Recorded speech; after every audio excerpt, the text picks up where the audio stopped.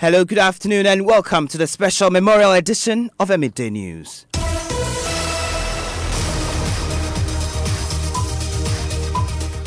This bulletin is coming to you live from our studios here at Kukumlemle in Accra on digital address GA0993341. It's also broadcasting live on Joy 99.7 FM, also live on Love 99.5 FM in Kumasi, affiliates across the country, on ABN Radio in London and around the world at myjoyonline.com. The news is brought to you by Telesol 4G, proudly Ghanaian, Telesol, just a touch, and UMB Bank, UMB Speed Up, Digibank, Let's Go, and Mark Auto Parts Ghana, distributors of Isuzu and Chevy cars. Mark Auto Parts Ghana, with you for the long run.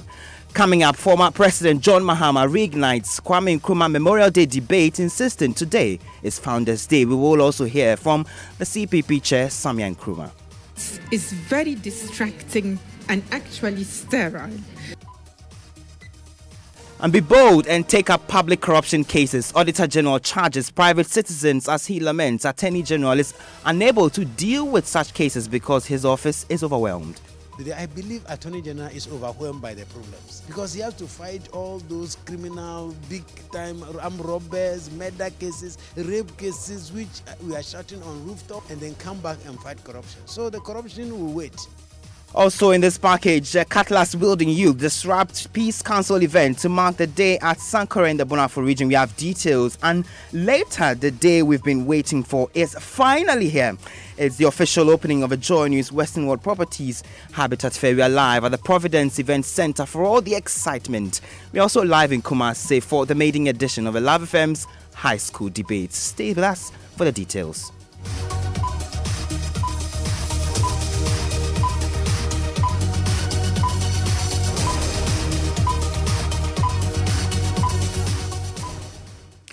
I am Komla Adam. Thank you for joining us from wherever you are. Now, it generated a heated debate last year when government expressed the intention to change the observance of September 21, Ghana's first president Kwame Nkrumah's birthday, as Founders Day. The argument was that Ghana was not founded by an individual. Government then, in all official communications, had referred to the day as Kwame Nkrumah Memorial Day. Well, today, the former president, John Mahama, is refusing to recognize the day as Memorial Day. He wrote on Facebook that, quote, "Today remains our country's Founders Day, a special day to reflect on the life and works of Osajifo Dr. Kwame Nkrumah. His contribution to Pan-Africanism is beyond Africa.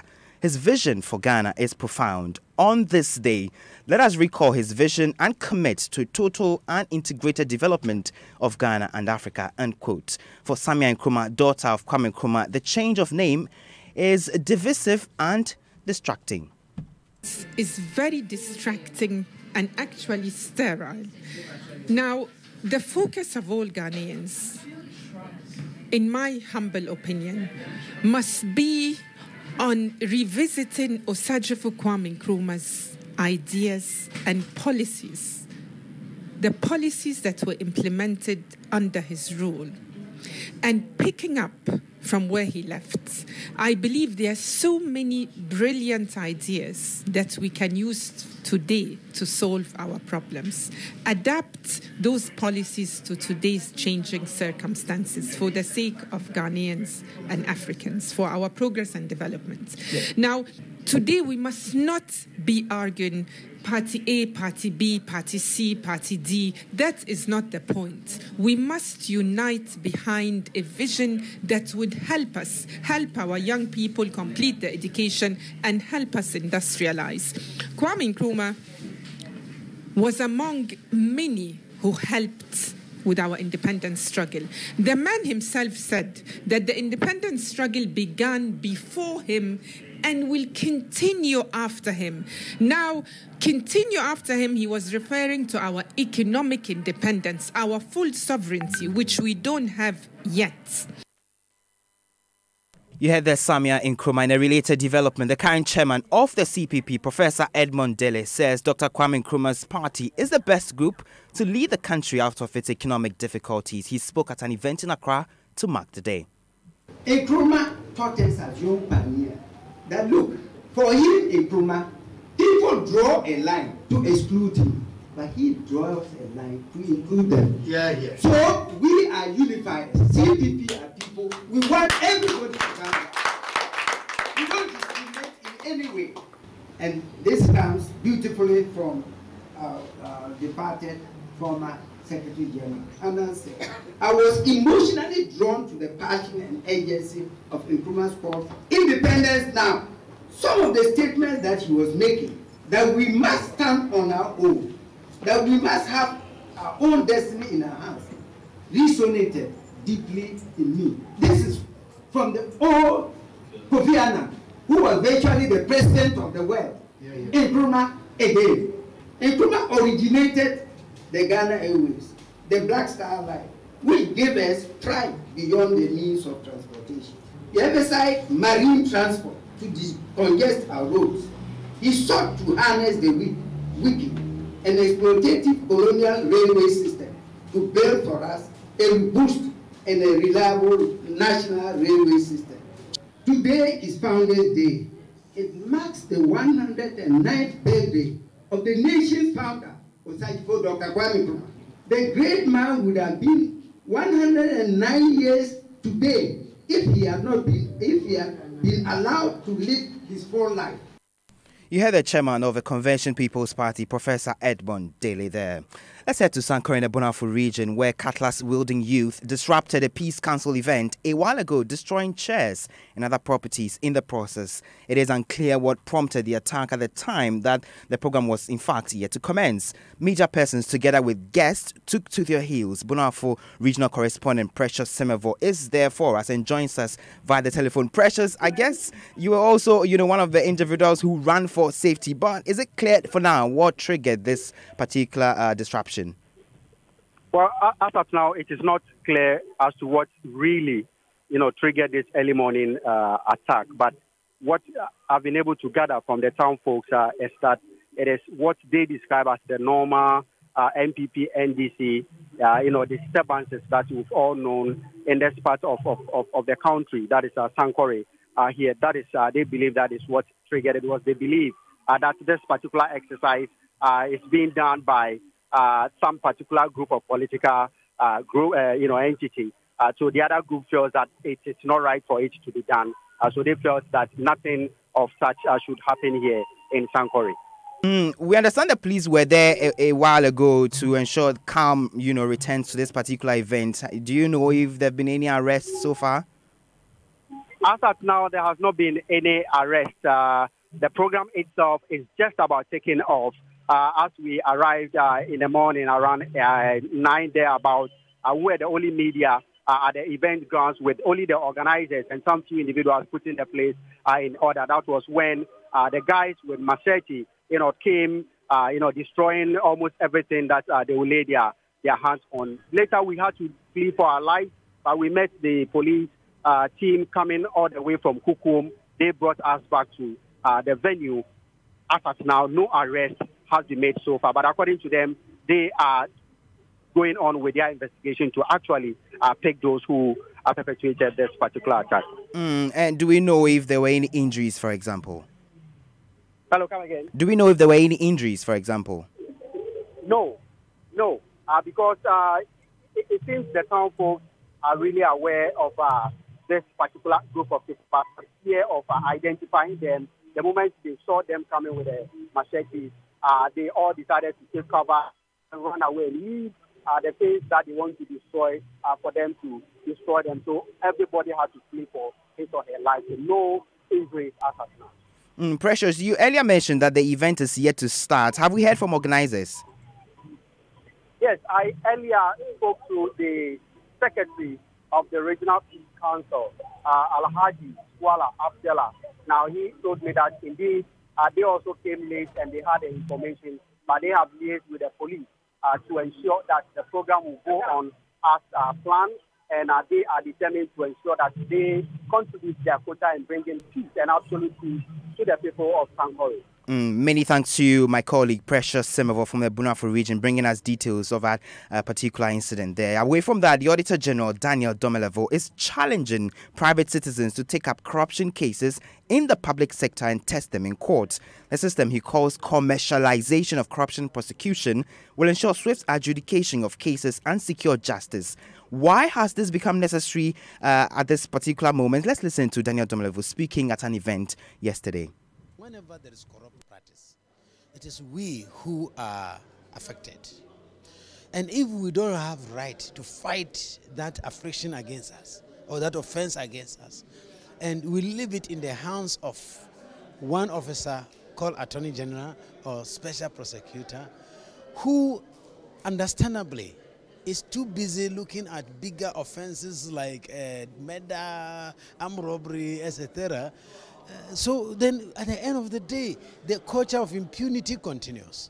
But my submission, which of course if you heard Prof. Prempe saying, which is done in America, the submission is that if we decentralize prosecution and make it commercial, a lot of youngsters who are lawyers and accountants who have even been fighting corruption from their own pocket will take the fight to whoever it is. So it is not because I hate you or because you belong to the same party like me or you belong to the same tribe like me or we attend the same church. That's why we will not prosecute you.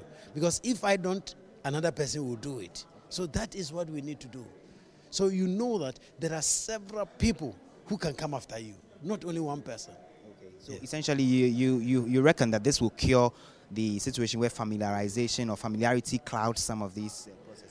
And certainly, let's take it that you and me, we are cabinet ministers. We all sit in cabinet and discuss policies, etc. And the next day they say you have violated the law, so I'm going to prosecute you. It's not going to happen. All your colleagues are going to prevail on this. Oh, Mr. Attorney General, oh, Mr. Suses, oh, Madam, please, this one, forgive it.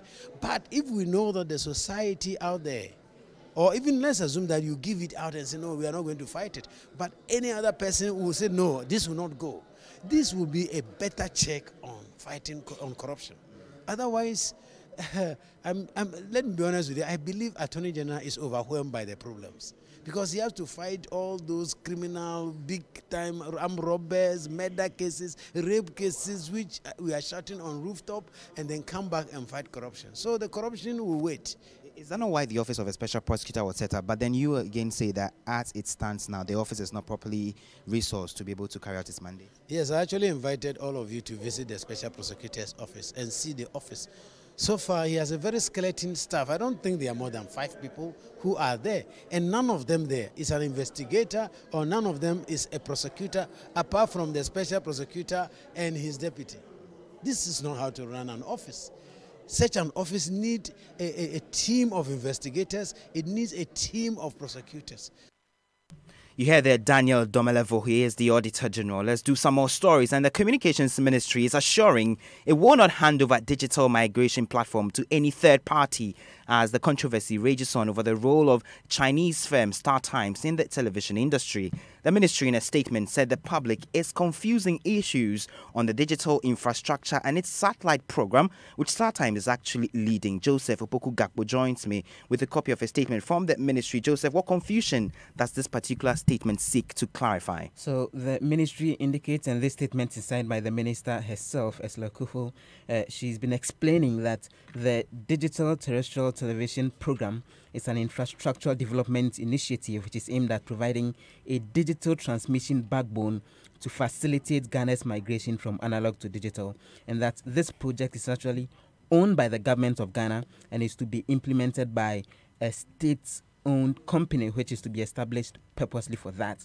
And then there is the 300 community satellite TV project, and she says this will enable 300 communities across the country to have access to television, and that it is an Africa-wide initiative which will provide the same service to 10,000 other communities across 25 African countries. And this would actually be the program that StarTimes will be leading. And what's the assurance, on the digital migration system? So the ministry says they would want to state emphatically that it has no way committed to and does not intend to hand over the management of the DDT infrastructure platform itself to any third party, and that this infrastructure platform will be managed by a commercial entity which will be incorporated as the Central Digital Transmission Company Limited, and it will be governed by reps from GEBA, GBC, the creative art industry, and others, and that the selection of a contractor and financing options of any aspect of the project ought not to be interpreted as an intention to hand over its ownership to a third party. So the clarifying bit, StarTimes is leading the access to various television platforms for the 300 communities, but this is something that they say with the digital migration infrastructure, a state-owned company would run. Many thanks to you, my colleague Joseph Opoku Gakpo there. Now, the minority in Ghana's parliament has served notice it would drag Energy Minister John Pitame before it over recent increases in fuel prices. The minority, after the increase, demanded that some of the taxes of petroleum be scrapped, a move government has parried, insisting it has done so on several occasions previously. Speaking to Joy News, minority spokesperson ABA Husseini explained the move is to force government to heed their call and act immediately. That look, if you have a 17.5% something and you take 3 or 4%, what have you done? In situations such as we are, in very dire circumstances such as we are, you scrap some of the levies. Which ones? And when the situation gets better, then you can think of Raymond, let me tell you that we are expected, Parliament is expected to be reconvened for an emergency summit on Monday. Monday, yeah. Sitting. I can tell you without any iota of hesitation that every little opportunity we get, this matter is going to come up. In Parliament? Every little opportunity we get, if it is possible within the framework of this recall, to make such a call, we as a minority are going to do it. In Parliament? On the floor. That's all? On the floor. And demand. That. And I can tell you that when Parliament resumes fully, we are going to bring the Minister for Energy to come before the House. We are going to demand the Minister for Energy come before the House and see if the issues of the taxation we are saying cannot be reduced will be taken up by Parliament. Really? Yes. We are going to make the call as representatives of the good people. We are representing the people, and when the plight of the people is at stake, as it is seriously now, where the very existence of our people is threatened by this extortionate level very of taxation. existence? Yes. That's outrageous. I'm telling you it's not, Raymond. I mean, do you know that, Raymond, some people today cannot get one meal to eat? Minority spokesperson ABA Husseini there, but Executive Director of ASEP Ben Boakye wants the MPs to act beyond the talk. For me, I thought that if parliamentarians really want the taxes removed, there are avenues, for doing that. They pass the laws. They can recall Parliament and invite the Minister of Finance to justify why the taxes should not be removed. Other than that, if you join us in the public discussion and the noise making, we will not be making any headway on that. And on the press conference, I was expecting that, the key fundamental question of, the cedi depreciation would have been addressed as well. We have our cedi depreciating, for which reason we are paying more, for products, and that should have been addressed. Ben Boakye is Executive Director of ASEP. Now, residents along the Eastern Corridor Road want government to immediately resume construction work on the stretch after it was abandoned following the 2016 general elections. The poor nature of the roads has led to hikes in fares, and residents are struggling to travel from one town to the other. My colleague Joseph Opoku Gakpo was on that road, and here's his report.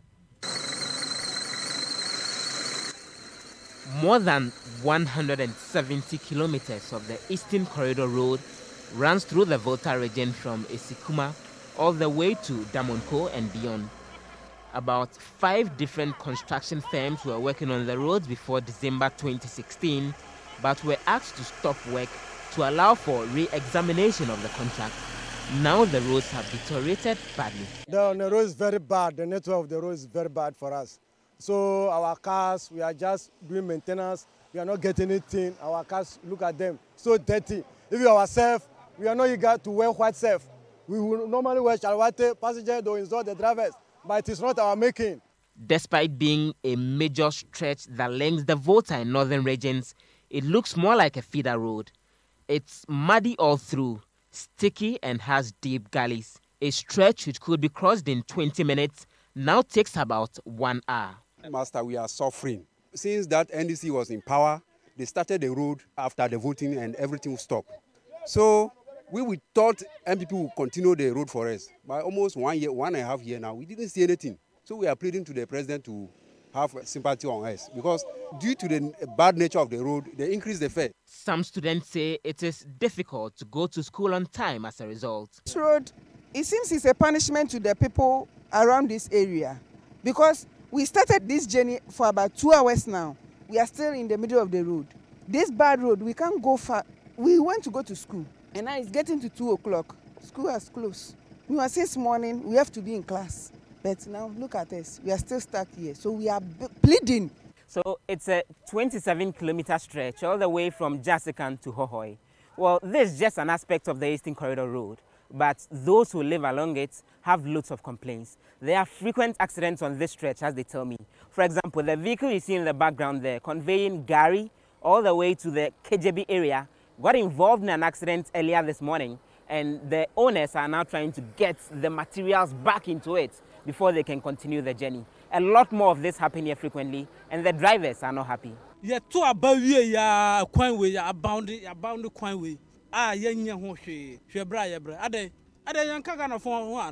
are worried the road continues to deteriorate. I am on this road about 13 years today, and this is how the nature of the road is since then. And this year is the worst years.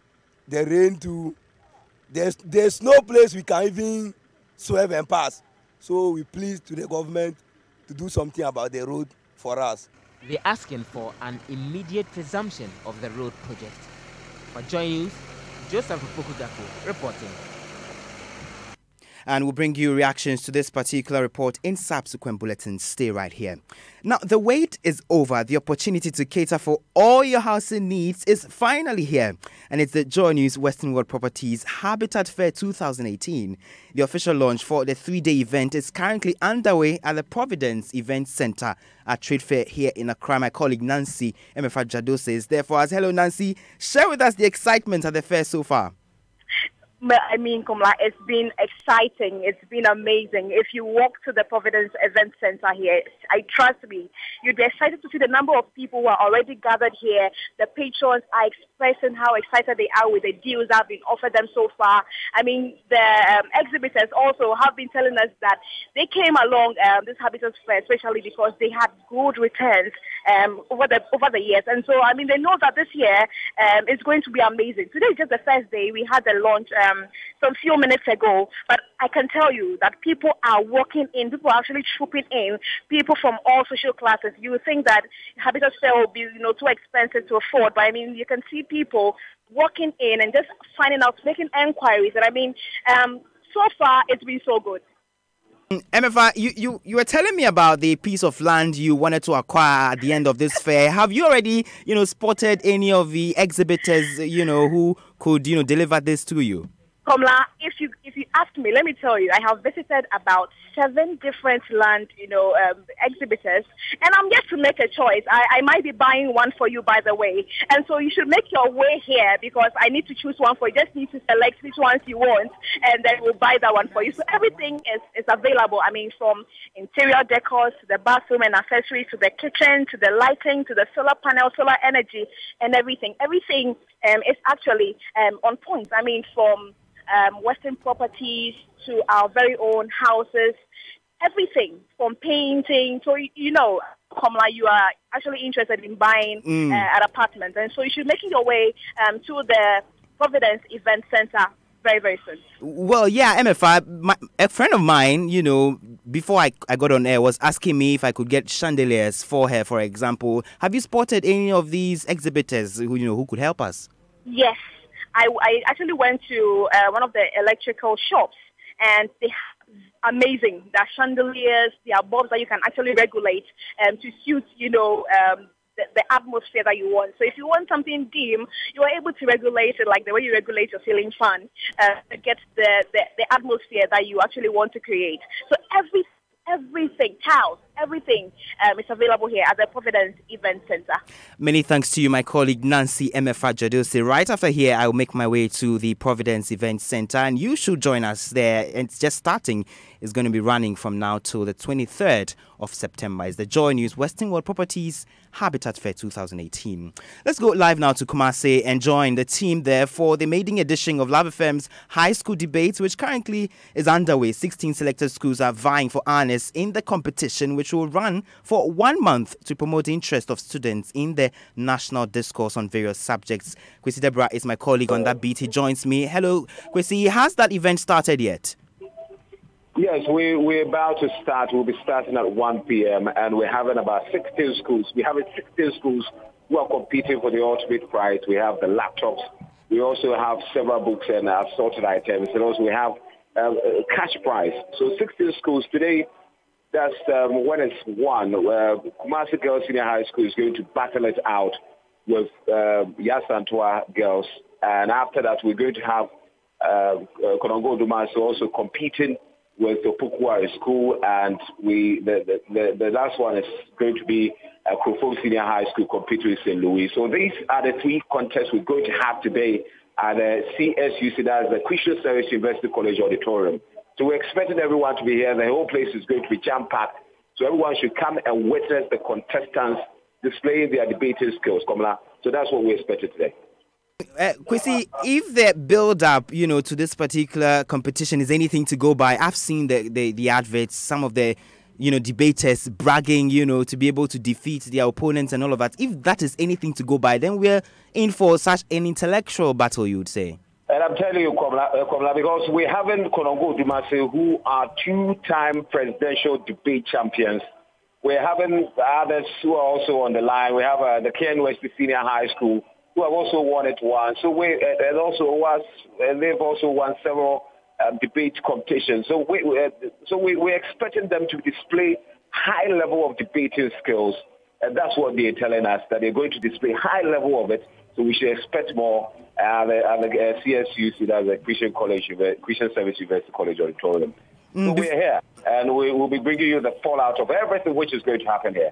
Right, Kwesi, before I let you go, what's at stake for the winning school, though? We have laptops, we have several books, and we have the vice president of I've forgotten the name of it, but we have we have several of them of our sponsors promising us of several cash prizes. So we have our 6,000. Some are already giving out 6,000 Ghana cedis. Some are already giving out 2,000 Ghana cedis. Some are already 10,000 Ghana cedis. So these are the prizes which are stick for the winning teams. So we should expect more. And, of course, it's going to be a cracker here. Many thanks to you, my colleague Kwesi Deborah, and we will be coming to you for updates once that particular event starts at 1 p.m. here. Now, imagine growing crops on land that require the use of no fertilizers but still highly productive because it's fertile, virgin land reclaimed from the sea and less than 50 years ago.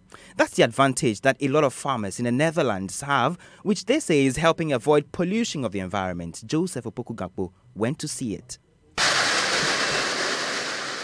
More than 100 years ago, the work began to clear the water from this area, and then the land was allowed to dry, and farmers were then allowed to move in to undertake their plantation activities, and they're excited that they are farming in a place that was previously part of the sea. Water is no problem, to get water is no problem.